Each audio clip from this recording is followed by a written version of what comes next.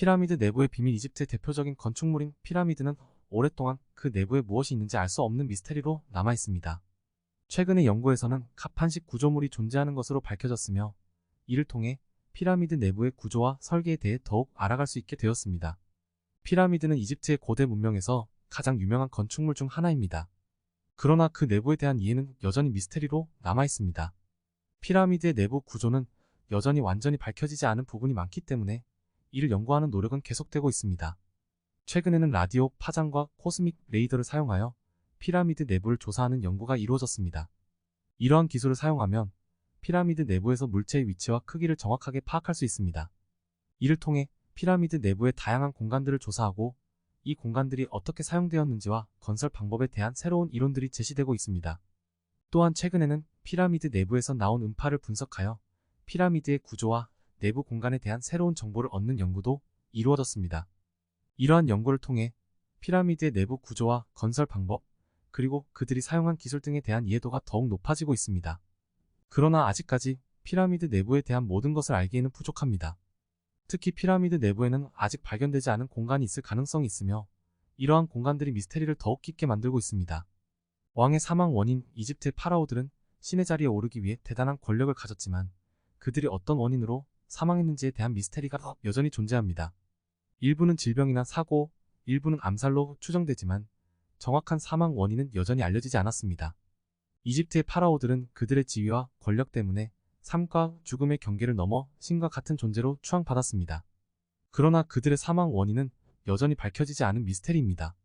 이집트 역사에서는 일부 파라오들의 사망 원인에 대한 기록이 존재하지만 대부분은 그들의 죽음에 대한 이론과 추측에 의해 이야기되어 왔습니다. 그들의 사망 원인으로는 질병, 사고, 암살, 자연재해 등 여러 가지가 있습니다. 그중 가장 유력한 사망 원인은 암살입니다. 이집트의 역사에서는 여러 번의 왕국 내부에서의 선조들 간 적으로 발생한 암살 사건이 기록되어 있습니다. 대표적인 예로는 라메시스 3세, 투토모스 4세 등이 있습니다. 이외에도 약사나 국내 신하들에 의한 중독이나 적으로부터의 습격 등도 가능성이 있습니다. 또한 일부 파라오들의 사망 원인으로는 질병도 있다고 추측됩니다. 이 질병은 대개 고령의 파라오들에게서 발생했으며 티라노사우루스 렉스처럼 인간에게도 영향을 미치는 질병일 수도 있습니다. 그러나 이러한 추측들은 대개 기록이 없거나 비교적 희박하기 때문에 이 질문에 대한 확실한 대답은 아직까지는 없습니다. 스핑크스의 얼굴. 이집트의 대표적인 조각물 중 하나인 스핑크스는 그 얼굴이 누구인지에 대한 미스테리로 유명합니다. 이전의 연구들에서는 천리안의 얼굴로 추정되기도 했지만 최근의 연구에서는 한 레오나르도 다빈치의 초상화가 모델이 되었을 가능성이 제기되고 있습니다. 이전의 연구들에서는 천리안의 얼굴로 추정되기도 했지만 최근의 연구에서는 한 레오나르도 다빈치의 초상화가 모델이 되었을 가능성이 제기되고 있습니다. 스핑크스는 이집트의 대표적인 조각물 중 하나로 몸은 사자의 형태를 하고 있으며 머리는 인간의 얼굴로 된 거대한 조각물입니다. 스핑크스는 약 4,500년 전에 건축된 것으로 추정되며 이집트의 대표적인 왕들 중 하나인 카프라는 이 스핑크스 조각물 옆에 자신의 이름을 새겨 놓았다는 기록이 있습니다. 그러나 스핑크스의 얼굴이 누구인지에 대한 미스테리는 여전히 해결되지 않았습니다. 이전에는 천리안의 얼굴로 추정되기도 했으며 다른 이론으로는 이집트의 병마 중 하나인 콩라의 얼굴을 모델로 한 것이라는 이론도 있습니다. 또한 알렉산드리아 도서관의 제작자 중 한 사람인 드메트리우스 1세의 얼굴을 모델로 한 것이라는 이론도 있습니다. 최근에는 레오나르도 다빈치의 초상화가 모델이 되었을 가능성이 제기되고 있습니다. 이 가설은 레오나르도 다빈치의 초상화와 스핑크스의 얼굴을 비교 분석하여 제시되었으며 두 얼굴 간의 유사성이 높다는 것을 보여주고 있습니다. 이 가설은 현재 논란이 있지만 더 많은 연구와 검증이 필요합니다. 스핑크스의 얼굴이 왜 이렇게 중요한 것인지, 그리고 왜 누구인지에 대한 이야기는 이집트 역사적인 배경과 함께 고려해야 합니다. 스핑크스는 이집트 문명에서 중요한 위치를 차지하고 있으며 그의 얼굴이 누구인지에 따라 이집트 역사의 해석도 달라질 수 있습니다.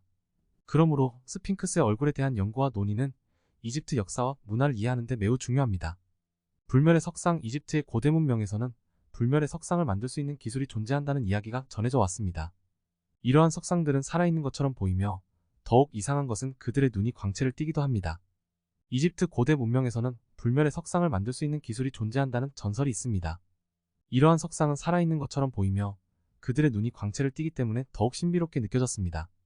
그러나 이러한 불멸의 석상이 실제로 존재했는지는 여전히 논란이 됩니다.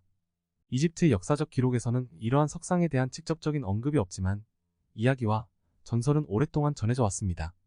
이러한 불멸의 석상이 만들어진다면 이는 매우 고도의 기술과 마법이 필요했을 것으로 추측됩니다. 이집트 문명에서는 마법과 신성한 기술이 긴밀하게 연결되어 있었으며 이를 통해 이상한 능력을 가진 물건이나 존재를 만들어낼 수 있었습니다. 하지만 이러한 불멸의 석상이 실제로 존재했다면 그들의 광채를 띠는 눈의 비밀은 무엇일까요? 이는 현재로는 정확히 알 수 없습니다. 그러나 이집트 문명에서는 눈이 신성한 힘을 지니고 있다고 믿어졌으며 그들의 눈에는 신성한 에너지가 깃들어 있었다고 여겨졌습니다. 따라서 불멸의 석상은 이집트 문명에서 가지고 있었던 고도의 기술과 마법적인 힘의 결합체일 수 있으며 이는 인류 역사에서 가장 신비로운 이야기 중 하나입니다. 잃어버린 도시 텐투이트. 이집트의 잃어버린 도시 텐투이트는 미스테리로 감싸여 있습니다. 이곳은 역사적으로 중요한 장소였으나 완전히 사라져버렸습니다. 최근의 연구에서는 이 지역에서 엄청난 크기의 구조물이 발견되었으며 이를 통해 텐투이트의 역사와 문화를 이해하는 데 도움이 될 것입니다. 텐투이트는 이집트의 잃어버린 도시 중 하나로 역사적으로 중요한 장소로 여겨졌습니다.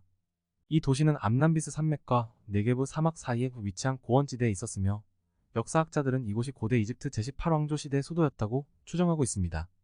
그러나 이 도시는 완전히 사라져버렸습니다. 이곳이 언제부터 사라졌는지 정확히 알려진 바는 없지만 이집트의 수많은 잃어버린 도시와 마찬가지로 황폐화와 교란, 군사 침략 등이 원인으로 여겨지고 있습니다. 최근의 연구에서는 이 지역에서 엄청난 크기의 구조물이 발견되어 이를 통해 텐투이트의 역사와 문화를 이해하는 데 도움이 될 것으로 보입니다.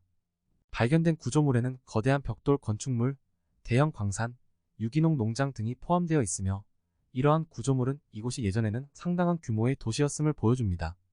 이러한 발견들은 텐투이트가 고대 이집트 문명에서 중요한 위치를 차지했음을 증명하며 이곳에서 어떤 문화와 생활이 이루어졌는지에 대한 새로운 이야기를 제시할 것으로 보입니다. 그러나 이곳이 완전히 사라져버린 이유와 함께 이 지역에 대한 정확한 이해는 여전히 많은 미스테리를 남겨놓고 있습니다. 이집트의 신비한 문자. 이집트 문명은 특이한 문자를 사용하여 글쓰기를 했습니다. 그러나 그들의 문자는 현재까지도 완전히 해독되지 않았으며 이 질문에 대한 해답을 찾는 노력은 여전히 계속되고 있습니다. 이집트 문명에서 사용되었던 문자는 히어로글리픽, 하이로글리픽, 히에라티크와 데모티크와 같은 다양한 형태의 문자였습니다. 이러한 문자들은 현재까지도 많은 미스테리를 내포하고 있으며 이를 해독하는 노력은 지속되고 있습니다. 히어로글리픽은 이집트 문명에서 가장 유명한 문자 중 하나이며 그리스어로는 성스러운 문자라는 뜻입니다. 이 문자는 약 500년 전부터 사용되었으며 새벽의 신 헬리온과 관련된 이미지를 비롯하여 사람, 동물, 식물 등의 이미지를 사용하여 표현했습니다. 이러한 이미지들은 종종 서로 결합하여 단어나 문장을 형성하였습니다. 그러나 히어로글리픽의 해독은 어려운 일입니다. 이는 이집트 문명이 다른 문명과는 다른 언어 체계를 가지고 있기 때문입니다. 또한 이 문자는 여러 가지 방식으로 사용되었으며 시간이 지남에 따라 형태도 변화하였습니다. 이에 따라 이집트 문자를 해독하기 위해서는 이집트 문명과 관련된 지식과 전문 지식이 필요하며 이러한 지식이 부족한 상태에서는 완전한 해독이 불가능할 수 있습니다. 그러나 최근의 기술 발전과 연구들을 통해 이집트 문자에 대한 이해와 해독에 대한 노력은 지속되고 있습니다. 이집트의 고대 기술. 이집트의 고대 기술은 현재의 기술로는 설명하기 어렵습니다. 예를 들어 피라미드와 같은 거대한 건축물을 건설하기 위해서는 어떤 종류의 기술이 사용되었는지에 대한 질문이 있습니다. 이러한 질문에 대한 답을 찾기 위해 이집트의 고대 기술을 연구하는 노력이 계속되고 있습니다. 이집트 문명은 매우 진보된 기술을 사용하여 건축, 농업, 수도 시스템, 조선 등 다양한 분야에서 발전을 이루었습니다. 이러한 발전은 이집트가 아시아, 아프리카, 유럽 등 다양한 지역과 교류하며 기술적 지식을 교환하고 발전시키는 과정에서 이루어졌습니다. 그 중에서도 이집트의 건축 기술은 혁신적이었습니다. 예를 들어 피라미드는 약 500년 전에 건설되었으며 이는 현재까지도 최고의 건축물 중 하나로 평가되고 있습니다. 이를 건설하기 위해서는 막대한 인력과 자원이 필요했으며 그만큼 건축 기술의 발전도 필요했습니다. 이집트의 건축 기술은 돌을 잘라내는, 운반하는, 쌓는 등 다양한 분야에서 발전되었습니다.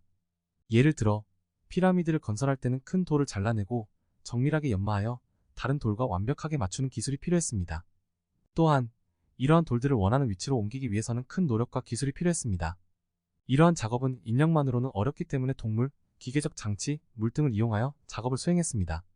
또한 이집트는 수도 시스템과 관련된 기술도 발전시켰습니다.